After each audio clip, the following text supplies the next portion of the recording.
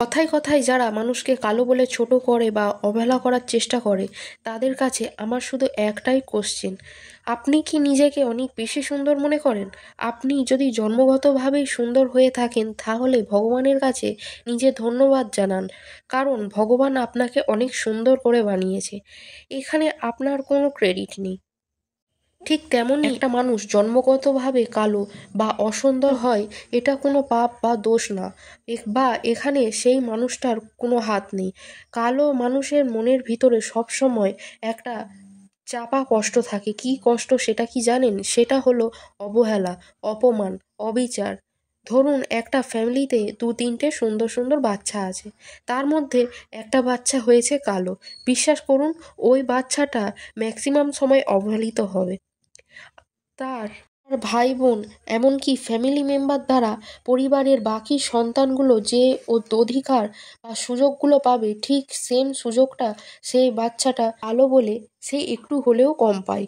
এই অবহেলাটা শুধু পরিবার পর্যন্তই সীমাবদ্ধ না, কালো এই বোঝাটা বয়ে বেড়াতে হয় সারা জীবন।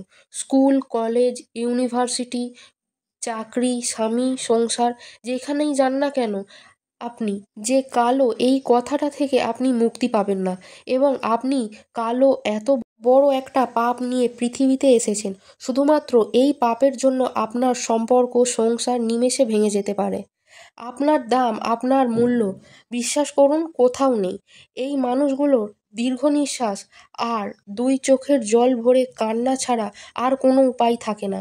দেখুন, কাউকে এতটাও কষ্ট দেবেন না যে দীর্ঘ নিঃশ্বাস ফেলে কাঁদে। দীর্ঘশ্বাস খুব বাজে জিনিস। নিজের মনে শান্তির জন্য অন্য কাউকে কষ্ট দিয়ে কথা বলবেন না।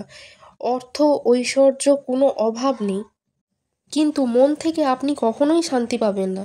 সব কিছু থাকার পরেও কাদের মনে শান্তি থাকে না জানেন? যারা মানুষকে আঘাত দেয়, কষ্ট দেয়, মানুষের মন ভেঙে দেয়, তাদেরই। যাই হোক, আমি এমন কেউ না যে আমার কথা শুনে নিজেকে চেঞ্জ করবেন, তবে একটাই চাওয়া, যদি একটু নিজেকে চেঞ্জ করতেন, তাহলে ওই মানুষগুলো কিছুটা ভালো থাকতো, যাদেরকে আপনারা কালো বলে অবজ্ঞা বা উপহাস করতেন। যাই হোক, ভিডিওটা তাহলে এখানেই শেষ করছি। সবাই ভালো থাকবেন, সুস্থ থাকবেন, সাবধানে থাকবেন।